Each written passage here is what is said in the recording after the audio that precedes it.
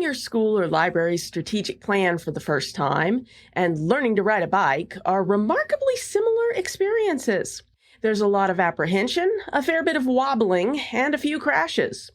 The good news is that, as a former individual contributor, and probably a current individual contributor to higher levels of your organization, you actually have the empathy and understanding needed to know what you need to do or not do in order to lead your team in creating a strategic plan that's exciting, ambitious, and doable. It's just that, much like learning to ride a bike, it's easy to forget what you need to do in the heat of the moment. Or at least it was for me. Welcome to the Kind Leadership Challenge, where I empower educational and library leaders like you to build a better world. I'm Sarah Clark, founder of the Kind Leadership Guild. My PhD in higher ed leadership, my experience coaching, consulting, and presenting to library leaders all over the world, and a career working in academic libraries from the front desk to the dean's office taught me that leaders can transform their organizations without burning out. And now I'm sharing those same lessons with you. Over the next 10 minutes or so, I'll share short stories and simple challenges designed to heal yourself and your school or library so you can get back to making the impact you wish to see in your communities. By embarking on each week's challenge on your own or in our private Facebook community, you and your team will begin growing humanely, managing effectively, and creating collaboratively so you can build the more informed and educated world we all need.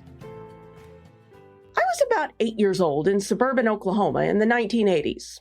Think Stranger Things, but with fewer monsters and more tornado warnings. And the training wheels were off my bike for good. However, I was still a bit shaky.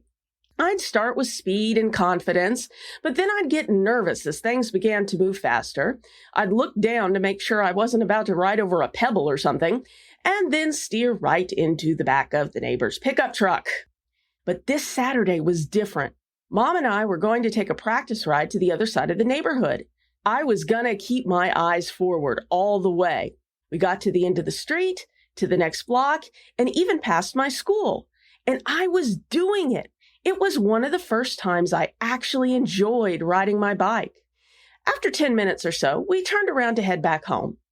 A few moments later, I think I hit a patch of slightly loose asphalt and wobbled a tiny bit.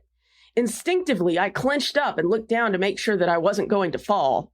I didn't even see the pothole 15 feet in front of me until I was sailing over the handlebars towards a face-first landing. I ended up with a black eye, bent glasses, my first stitches that I was old enough to remember, and the lesson I probably really needed in keeping my eyes forward. Yes, even when every instinct was screaming at me to look down so I wouldn't crash. Leading a team through creating a strategic plan is like riding a bike. You need to keep your eyes forward. What is your goal? To emerge with a strategic plan that encapsulates the precise, magical vision in your head, or to emerge with a plan that is doable and embraced by your team? If it's the latter, keep your eyes forward so you can see the signals your team is giving you. After all, what makes you committed to an initiative decided by the administrators or board members above you? You know what it is. Don't clench those handlebars. Keep your eyes forward. You care about all those plans and initiatives to the exact degree that you have a say in them, or at least that you understand the rationale.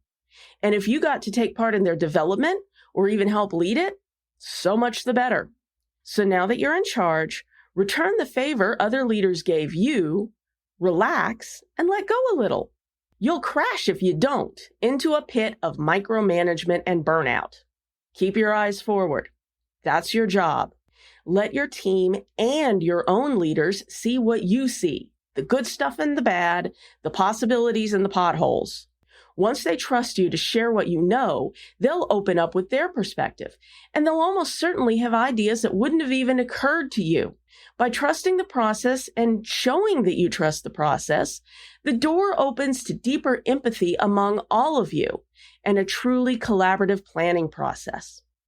All you need to do is loosen up and keep your eyes forward. So, that's your challenge. It's a short one this week. As we come out of the crazy start of this school year and shift into longer term thinking, are you still focusing your eyes 2 feet in front of your front tire, or are you keeping your eyes forward? And how will you make sure you continue to keep your eyes forward when things start getting crazy? I'd love to hear your thoughts in the Facebook community. Thanks for listening and for taking action to become a kinder leader. If you found this week's episode insightful, give the show a rating or review. Or even better, share this episode with your fellow leaders. Never doubt that day by day, you're building a better world, even if you can't see it yet. So until next time, stay kind now.